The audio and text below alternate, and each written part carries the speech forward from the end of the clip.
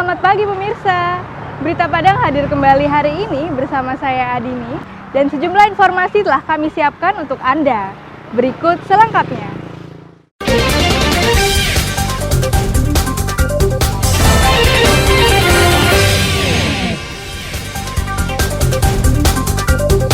Minibus terjun ke jurang di Sitinjau Lawi, korban luka parah. Puluhan remaja yang akan tawuran ditangkap polisi. Salah satu dari mereka menangis minta dibebaskan. Pagelaran seni budaya meriahkan peringatan Sumpah Pemuda di Pasaman Barat.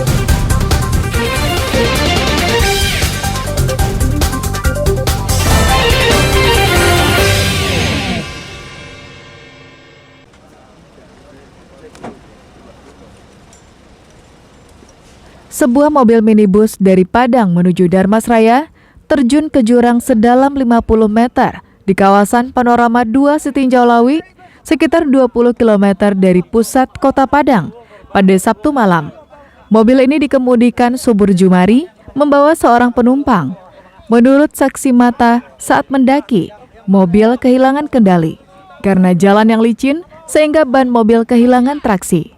Namun sopir masih bisa mengendalikan kendaraannya setelah mundur hingga 10 meter. Saat ban memperoleh traksi di jalan yang kering, mobil kembali bisa menanjak. Tapi karena sopir panik dan menginjak pedal gas terlalu dalam, kendaraannya tak bisa dikendalikan. Mobil yang seharusnya diarahkan ke kiri mengikuti tikungan justru lurus dan terjun ke jurang. Tim penolong dari Basarnas, BPBD, TRC Semen Padang, PMI, polisi, dan warga sekitar datang ke lokasi untuk mengevakuasi korban. Namun mengevakuasi korban bukanlah perkara mudah. Tim SAR harus menggunakan peralatan panjat tebing karena kemiringan medannya lebih dari 50 derajat. Tim SAR butuh waktu hingga 1 jam untuk sampai di dasar jurang dan mengeluarkan kedua korban dari mobil yang terbalik.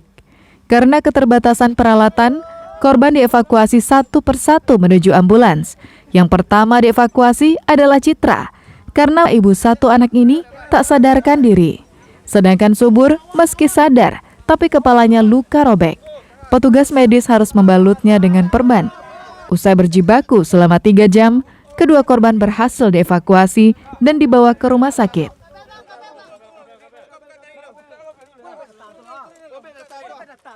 Untuk korban itu 2 orang, yang pertama atas nama Ibu Citra, yang kedua atas nama Jubari.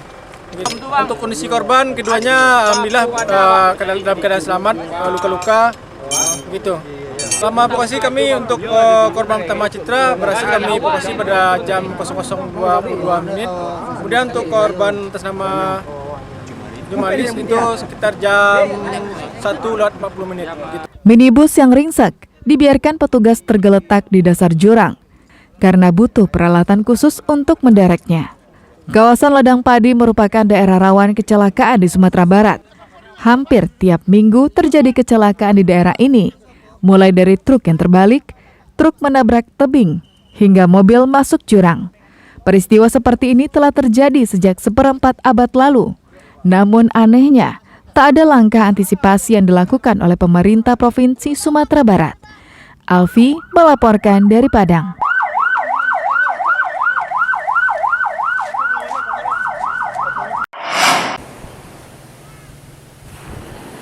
Beginilah kondisi permukiman di daerah Pasir Baru, Nagari Pilubang, Padang Pariaman yang dilanda gelombang tinggi. Abrasi kembali menghantam permukiman pada Jumat malam pekan lalu. Penghuni mengungsi karena tak bisa lagi ditempati karena dihanyutkan ombak. Ombak besar juga mengancam ratusan warga lainnya. Beruntung, tak ada korban jiwa. Untuk mengantisipasi ganasnya ombak yang pecah di bibir pantai, warga membentengi rumah mereka dengan karung pasir. Meski mereka menyadari itu tak bisa melindungi rumahnya, namun setidaknya bisa memperlambat kehancuran. Kejadian ini selalu berulang setiap tahun. Akibatnya, lebih dari 70 meter daratan telah berubah menjadi lautan. Pemerintah telah berupaya untuk mengatasinya dengan membangun batu pemecah gelombang. Susunan batu yang menjorok ke laut sepanjang 20 meter ini diharapkan bisa memecah gelombang dan mengurangi daya rusaknya. Namun pemecah ombak tersebut tak mampu mengatasi abrasi karena tidak sesuai dengan kondisi alam. Ombak masih menghantam permukiman. Perkisaran bulan. Kalau perkisaran bulan ini mau tidak mau pasang tuh naik. Kalau pasang naik kan apalagi disertai oleh gelombang agak besar. Jadi itu merembet keseluruhan rumah-rumah yang contohnya sekarang ini itu kan digerus ombak. Warga menuntut pemerintah mempunyai langkah taktis mengatasi abrasi ini. Namun sayang, harapan ini tak bisa terwujud karena pemerintah Kabupaten Padang Pariaman seakan tutup mata dan tak peduli dengan kondisi yang dialami warga Pasir Baru. Eki Rafki melaporkan dari Padang Pariaman.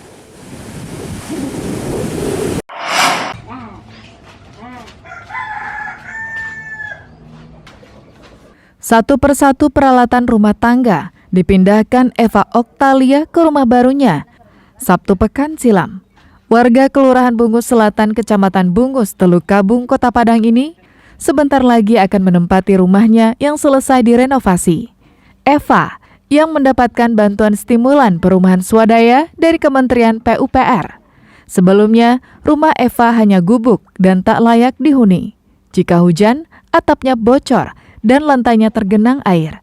Suaminya hanya seorang pekerja di rumah makan, dengan penghasilan yang hanya cukup untuk memenuhi kebutuhan harian keluarga, sehingga ia tak mampu membiayai perbaikan rumahnya sendiri. Sewaktu sebelum dapat bantuan ini, kami tinggal di gubuk. Gubuk itu penuh dengan kalau seandainya hari hujan, bocor. Terus kalau seandainya hujan, juga banjir.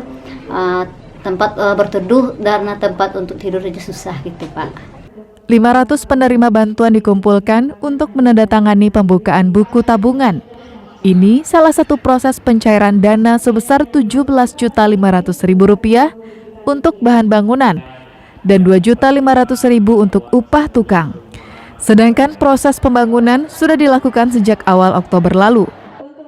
Ada asup itu keselamatan bangunan, keselamatan penghuni, kecukupan ruang, pencahayaan, sirkulasi udara. Nah, dalam verifikasi apabila ditemukan rumah tersebut belum layak, maka rumah tersebut layak untuk kita bantu. Kriteria penerima bantuan bedah rumah ini yaitu masyarakat berpenghasilan rendah, memiliki satu-satunya rumah, dan belum pernah menerima bantuan sejenis selama 10 tahun terakhir. Arsyad Kusnadi melaporkan dari Padang.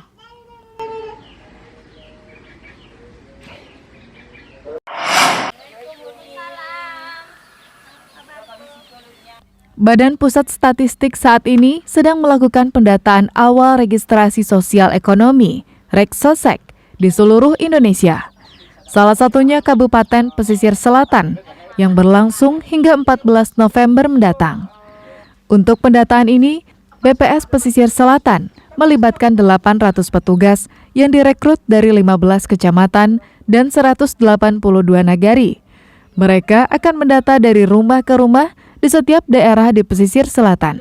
Pendataan ini bertujuan mengumpulkan data penduduk Indonesia yang terdiri dari profil, kondisi sosial, ekonomi, dan tingkat kesejahteraan. Hasilnya berguna untuk membangun data kependudukan tunggal atau satu data yang akan dipakai dalam berbagai layanan pemerintah, seperti pendidikan, bantuan sosial, kesehatan, hingga administrasi kependudukan. Jika Reksosek ini tuntas dilaksanakan, maka pemerintah menjamin semua bantuan sosial akan tepat sasaran. Temuan BPS, beberapa warga yang seharusnya mendapatkan bantuan sosial justru tak memperolehnya sama sekali. Sering melihat orang yang katanya orang yang mampu dapat bantuan, sementara saya warga yang tidak mampu, macam ini keadaan saya. Dan kami berkokoh, kami berharap bantuanku akan dapat kami bangunan untuk apapun yang kami lakukan. Selama ini berarti tidak pernah mendapatkan bantuan ya, Bu? Tidak pernah dapat bantuan kami, Pak. Pendataan ini diharapkan akan menjadi acuan segala bentuk program kesejahteraan pemerintah agar tepat sasaran. Merupakan perbaikan basis data program pelindungan sosial dan pemberdayaan masyarakat. Jadi dengan adanya pendataan awal Reksosek ini akan diperoleh satu data untuk berbagai program perlindungan sosial dan pemberdayaan masyarakat di seluruh Indonesia. Sehingga data ini akan dibagi pakaikan oleh seluruh kementerian yang mempunyai program perlindungan sosial. Pendataan kali ini juga dilengkapi dengan data digital dan menggunakan aplikasi tertentu. Usai didata, petugas akan memotret rumah warga dan akan diunggah ke pusat data dengan peta lokasi dan koordinatnya. Banta Fauzan melaporkan dari pesisir selatan.